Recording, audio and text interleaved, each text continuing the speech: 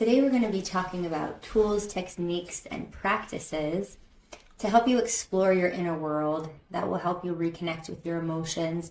This is an imperative step to heal from traumas and other mental health issues. We get to talk to Dr. Reid Robison about a lot of these techniques and what he's experienced in his practice. You're listening to Anatomy for Life with Crystal and Nicole, where we discuss the anatomy behind the most popular physical and spiritual practices so you can get the most out of these modalities on your healing journey. Welcome to the podcast. I'm Crystal. And I'm Nicole. And today we have Reid with us. Welcome, Reid. Hi, thanks for having me. Yeah, we're so excited for you to be here. So maybe we can start off with you. Well, actually, we want to tune in first, right? Yeah, one thing we do on our podcast I didn't warn you about was we always tune in so that we just clear our minds and become present so that the things that are meant to come up do. Good idea. I knew we'd get behind it. If you don't know, Reid was one of my yoga teachers back in the day. Oh, no, I did not know. So if you're in a safe place to do so, close your eyes. Otherwise, just connect to your breath. Excuse me. Allow a full inhale and exhale. On your next inhale, clear your inner landscape. Letting the things go, the thoughts, the ideas, the outsourcing. Trusting that they will come back to you when you need them. Feel your belly press outward gently on an inhale. Calling it back on your exhale. Relaxing through your eyes, your jaw, your shoulders, and the palms of your hands. When you feel complete, go ahead and sigh on your final exhale. And then blinking your eyes back open with curiosity and presence. Thanks for joining us for that. So the first thing we want to say is Reid is a psychiatrist, and he's had multiple businesses over the years. Right now he's practicing at a clinic that he runs. He also runs a podcast, and he's taught different types of yoga on and off, including meditation throughout the years. What would you like to add to that? I think you covered it all. Yeah, sounds good to me. Great. As he said to me, his day job is a psychiatrist. Mm-hmm. Moonlight as a yogi sometimes. Yeah. I love that. It's been really fun practicing with you throughout the years and seeing how that's evolved too. I know. It's once you catch the bug, you just go deeper and deeper, huh? Yes. It's so beautiful. And also watching the people in our communities circle back, in different themes at different times of our lives for different practices. It's kind of been this beautiful dance. And you've been part of that community for me. So that's been really cool. It is really neat to see the seasons for everyone touching in and out of the practice. Yeah. I wonder if you would tell us a little bit about your history throughout, these practices and your practice in particular, and also as it relates to yoga and kind of what led you to be where you are today. Sure, I can try. Yeah. Just a good effort is all we require. So, I grew up, as you might expect for someone living in Utah, as a Mormon boy. I went to BYU. Then when I decided to go to med school, around that time, I caught this bug for Buddhist meditation. And something awakened in me, kind of lit up in me. So that was just a new way of looking at the world. Like on this med school path and this Western view of not only spirituality, but the body and fighting disease, to have this other perspective of that you just need to kind of wake up to the beauty and the resources inside, and we have everything we need to heal and grow inside. So there was this like little awakening as I went into psychiatry and began practicing, trying to teach people meditation in parallel with traditional therapy, but realized it was hard to get people to sit still in meditation. So, and then I discovered around that time yoga, actually not too far from here, 3B. I just walked into a morning class and tried it again, and then just never looked back. And realized that not only was the yoga a nice carrot for the meditation, but it was also such an important part of the puzzle of tuning our body so we can clear the mind and really get into the deeper states of consciousness, opening the heart, tapping into your intuition and all that good stuff. That's neat. I was going to say, doing that med school right alongside the Buddhist practices would initially seem contraindicatory, but the way you explained it actually seemed like it went really nicely hand in hand. Did that help your practice?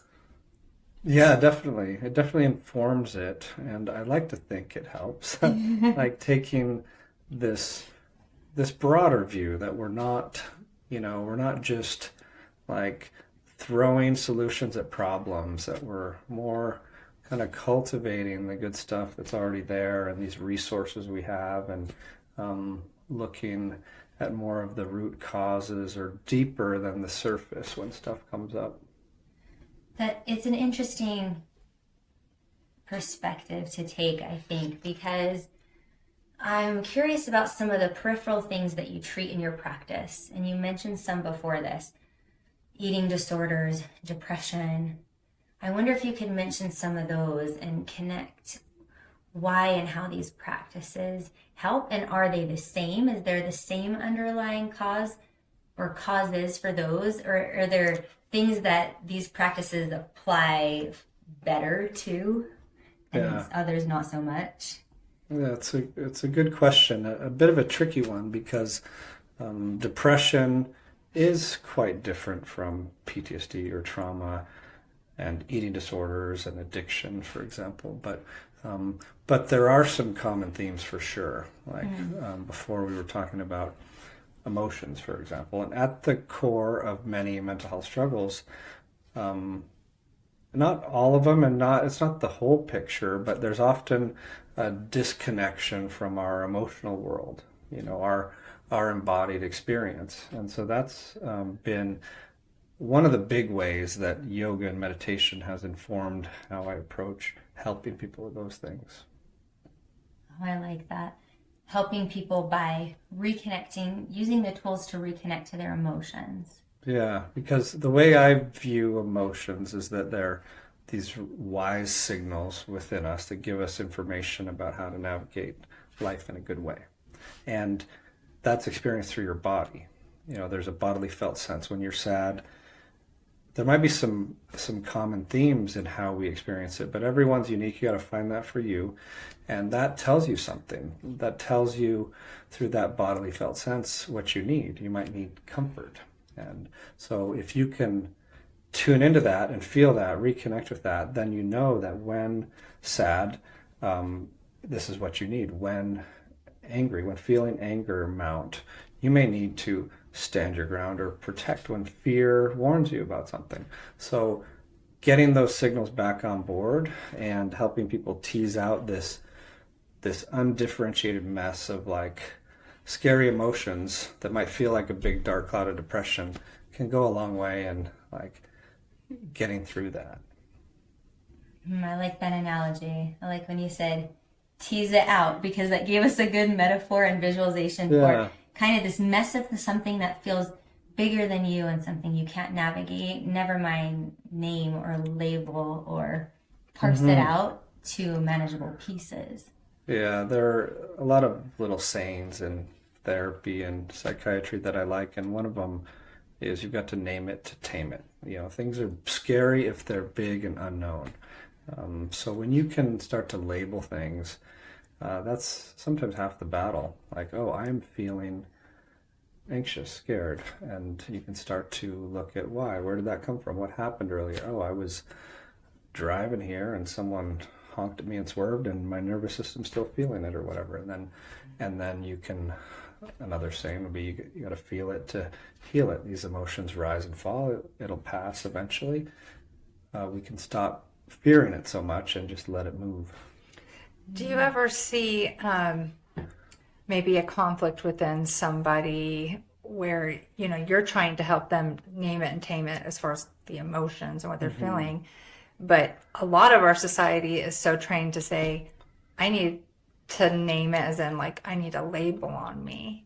Yeah. And trying to remove the label even for real healing, and saying, I am an anorexic, or I am whatever it is. And then you put that label on yourself, and then therefore then you become that. I know I personally have dealt with that in my health journey, as I received many diagnoses, from doctors, and they'd say, well, this is what you have. And then you feel that you become that.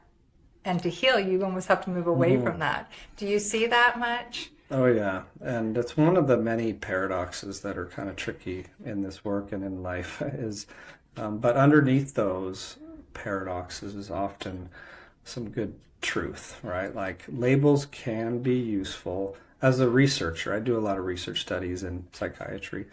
We need a label of some kind to be able to bring the same kind of struggles into a study and look and see if some intervention, therapy or medicine or whatever, is going to be helpful.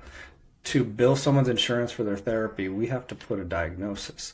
But they can be traps. And I am much more in favor of the undoing and unburdening of these unfortunate labels.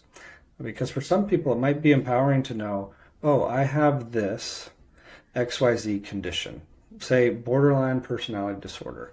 That means I know what to read and what to look for in terms of support. And I also know I'm not alone in this. But the trap is that we might get stuck with that label or stuck in the stance of I am sick and there's something always to fix. So it's a tricky dance, but I like to, as much as possible, take away the pathologizing of it all. We all have struggles. We're all in this mess of life together, and the labels, can be traps. Yeah. I love to hear you say that. I love to hear you talk like that. I have a couple people close to me just entering their schooling that want to end up sort of where you are, for, maybe a social worker or a counselor or a full-blown psychiatrist. And it's interesting at the beginning of that schooling where you had the Buddhist training going hand in hand that they don't have. I hear the opposite of what you just said. It's what they're being taught as their foundation is to label these things and then getting a list and how many things apply to the list. And then, where's the room for, and I'm always asking them, but what does that mean? But what causes it? And what's the prognosis? And then what's the treatment seems far more important. But it does seem like it would play a part, like you said. It serves its purpose as far as research goes, for sure, right? Well, you get to be able to say, okay, now that we have this, now here's what we have a plan going forward. Whereas, I experienced so much in the Western world, like there's a role for it there, but then I always had doctors saying, okay, well, I can give you this pill. I'm like, but what got me to this point? Like, how do we fix the actual underlying thing? And that's what I love about what you're saying about our approach. I feel like it's more rare than anything. Yeah, we do need to shift more to that root cause approach and not just throwing Band-Aid solutions at things. And the other thing I think that's relevant to keep in mind is, how there's a placebo effect, right? And that's a powerful thing. I love it when someone gets better for any reason, right? There's a lot of power in hope and the mind and belief. But there's also the other side of that coin. Like some call it the nocebo effect. Like you believe something's wrong, it feels like it is, or you believe something might be harmful or have some consequences, you're more likely to feel those.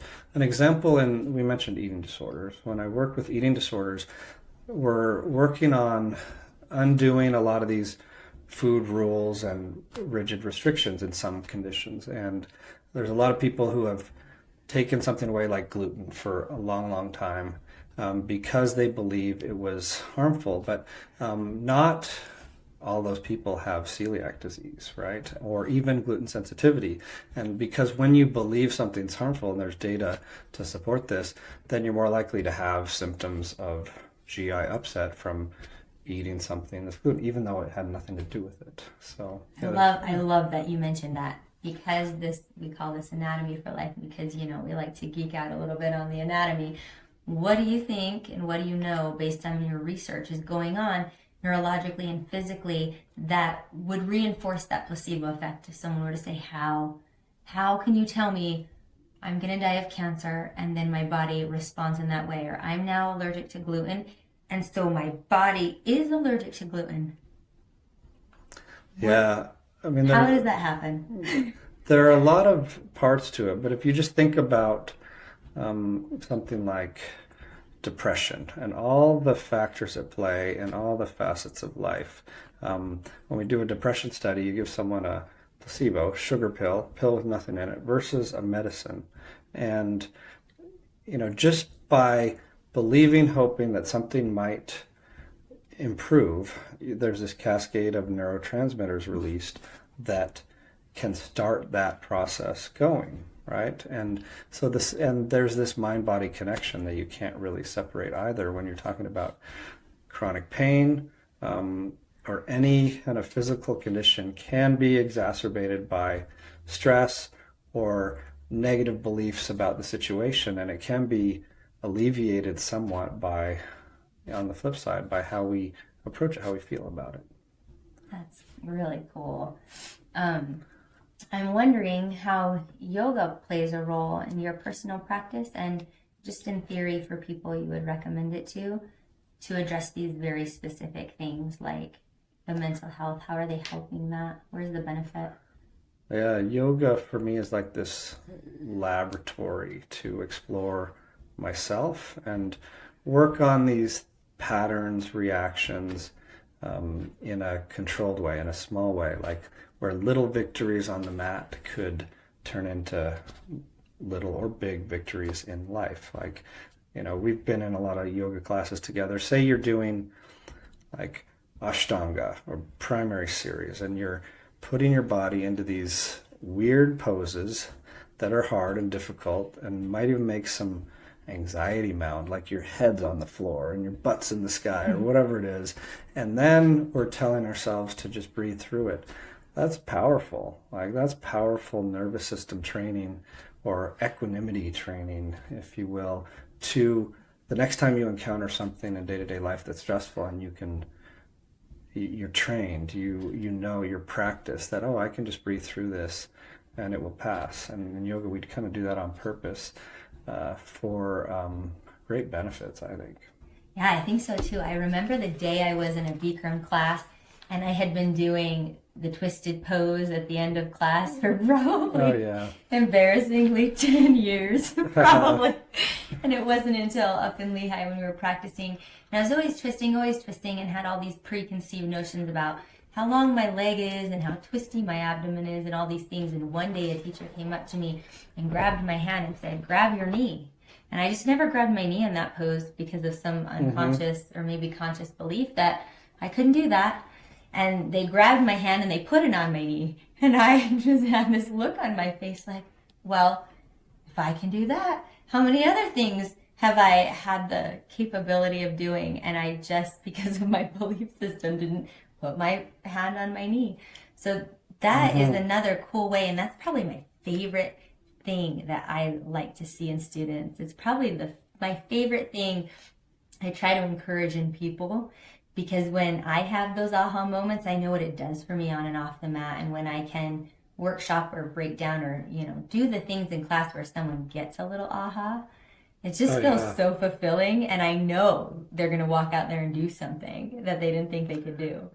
Yeah, you learn you're stronger than you think you are. And you keep coming back for that. It's really neat. Have you heard of a guy named Andrew Weil? No. Like a health writer. Big bearded, white bearded fellow. He, when he was in college at Harvard, this is the time of like Ram Dass and all them, the psychedelic renaissance of the 60s. And he was taking up yoga, like many of them were getting into it at that time. And he was a little frustrated as a kind of a bigger build kind of guy that he'd go into shoulder stand and try to put his feet on the floor behind his head. No way. But then one day, because they were studying these at Harvard, they were getting passed around freely, legally. He took a psychedelic, LSD, and then he tried that pose and his feet are on the floor in shoulder stand over his head. And he's like, what just happened? The next day, he couldn't do it. The next day, But so he took another psychedelic and he did it again. But that was enough proof to him that he's got it in him. And there was some block that was perhaps in his mind that he could just keep showing up and practicing, and pretty soon he could just do that when he wanted. Yeah, I love that. I think that's been our burning question too, and I love that segue because we talked with Hannah about getting out of the ruts and some neuroplasticity, right? Mm-hmm. And your ability to create better and faster cortical assembly with some of these medicines. And I just love to hear you talk about it for a little minute, and then we want to ask about microdosing. Okay. Talk about where's getting out of ruts. Yeah, where's the place? The blocks, yeah. Yeah, where's the place for these medicines in helping our mental faculties? And like you said, it's all tied back to our emotions, right? So how do these medicines play a part in helping us with what you described as therapeutic?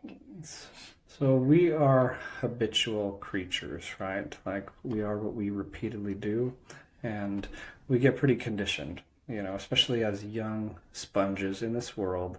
Societal, family conditioning, experiences shape who we are, and we get these preconceived notions hardwired in us of, I can't do this, I can do that, and a lot of self-limiting beliefs, right? So whether it's yoga or a disciplined yoga meditation practice, or taking a psychedelic medicine to get into a different state of consciousness where you're not as bound by those. Like one thing psychedelics do is they take the past memories and detach them from the experience. So you can almost see and feel the experience as it is without having all these biases of like, I can't do that. They let pathways fire in the brain more readily that are typically kind of walled off or forbidden from firing by the ego. And so, just to be clear, you have participated for years in this type of clinical studies and research. Yeah. With multiple different medicines. Yep. Yeah. I started maybe 10 years ago working with a medicine called ketamine for depression that is now classified, it always has been, as a psychedelic, not a classic psychedelic, and since then I've been working with, we're doing studies in clinic with psilocybin, LSD.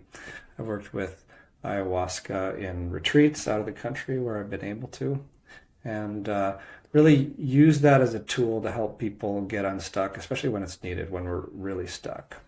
Yeah. So what's the benefit of the microdose in those experiences? Microdosing is one, interestingly, that's lagging behind in the research because it's harder to study in the US. Like, it's easier for people to try themselves, and there's a lot of anecdotal, experiential evidence that people have. But the government, outlawed psychedelic research for decades, and it's just back now, and I've had to jump through some massive hoops and lots of visits from the DEA and everything else to get approval to do these studies in clinic where we give a dose or 2 or 3 and hold space for someone. But to ask those governmental authorities to let us give it to someone to take home and take little doses of, it's not allowed in the US. We have not been able to study that. Others are in Europe, and there's some evidence coming out. But what gets interesting about microdosing is, there are some benefits, but it's hard to separate out from the placebo. What is a placebo? What is the microdose? When we just have a few little studies, and when it's this more subperceptual and people are getting better, and where's that coming from? And what is the quality that you're measuring your test against? What is the control? What are you measuring it against? You said getting better, but I guess, like you said, all those parts of the research. It's a good question. Each study will have a predetermined hypothesis and outcome. Is microdosing for depression or anxiety or overall well-being? Or there's even kind of a microdose study happening in Europe with smaller doses of LSD a few times a week for ADHD, looking at how that might be for attentional capacity and all that. Wow. So it depends what you're measuring. Then you have an instrument to measure it, like a rating scale, a questionnaire, an assessment, a test. And then you've got the placebo, you've got the thing. They don't know what they're taking. We don't know what we're giving them. It's all kind of blinded. And then you look at the data and see what it shows. Very cool. And it must be harder, too, to control, because when they're not in the office with you and you can have a clear beginning and end to an experience, too, you don't know what else they're doing. Yeah, exactly. Right? In the other days. Yeah. Are they integrating the medicine? Are they doing detrimental practices? Yeah. So that's a really good point. Are they also drinking themselves to the, I mean, adding other things. Other things, Yeah, research is tricky because we want to control for all that as much as possible. We can't control for it all. But there's a lot of other factors at play. That's why another reason it's harder to measure microdosing outcomes over weeks than it is to see what happens in a big dose session with, say, psilocybin over the course of 6 hours in the office, start to finish, and then what happens in the coming days.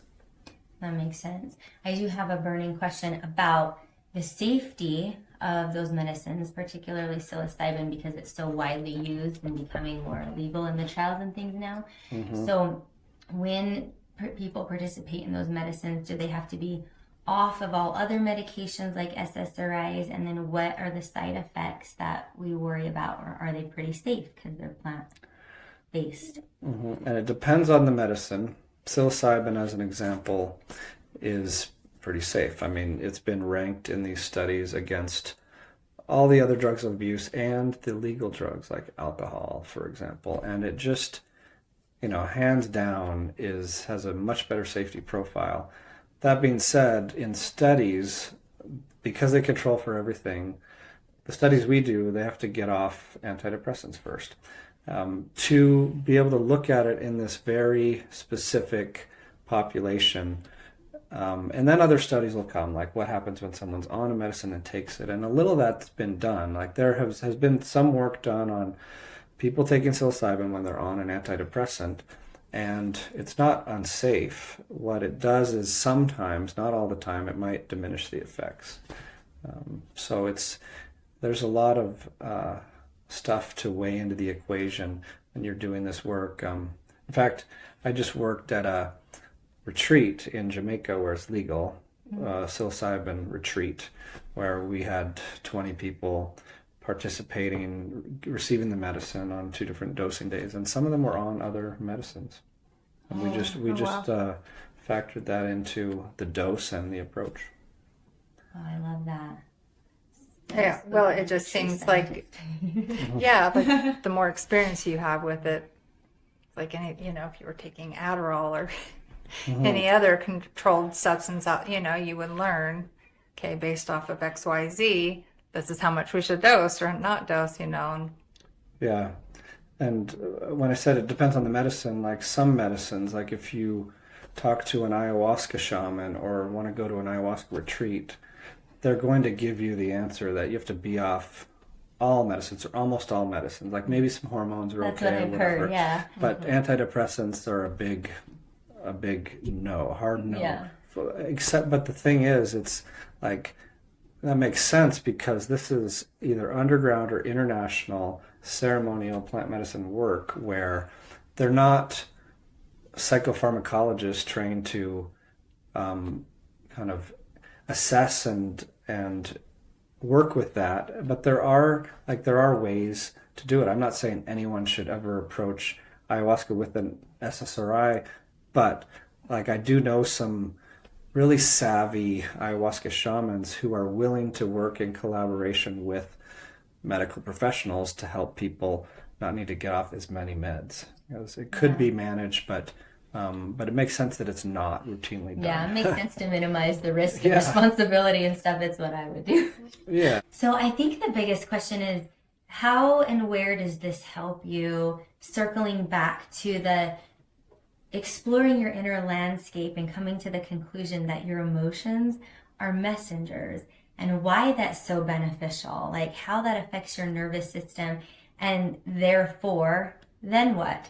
So then in your life, do you now integrate? And I know because you see so many patients and because of your qualifications, it's probably a huge part of your work, right? When you keep seeing the people and they're integrating, what's the benefit? What does that then look like?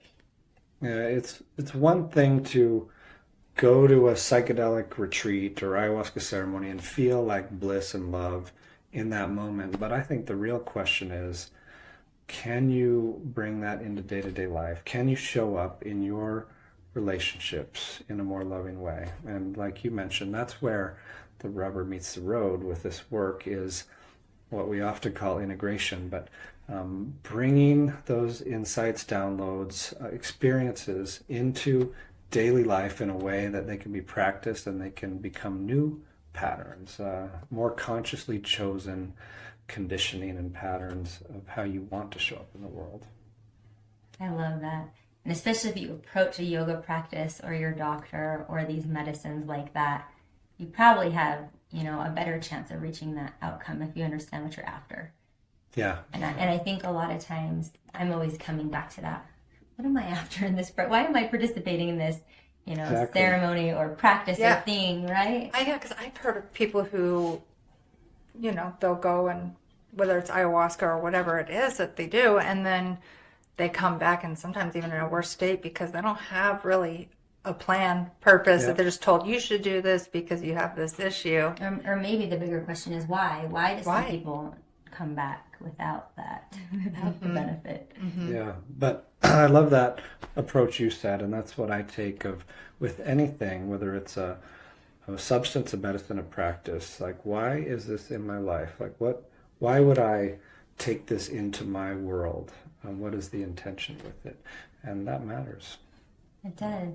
Is there anything else that you'd like to leave us with or say, or something that's just been burning on your heart in your teachings and in your practice right now that you think could benefit everyone listening? That's a tricky question. But, but just kind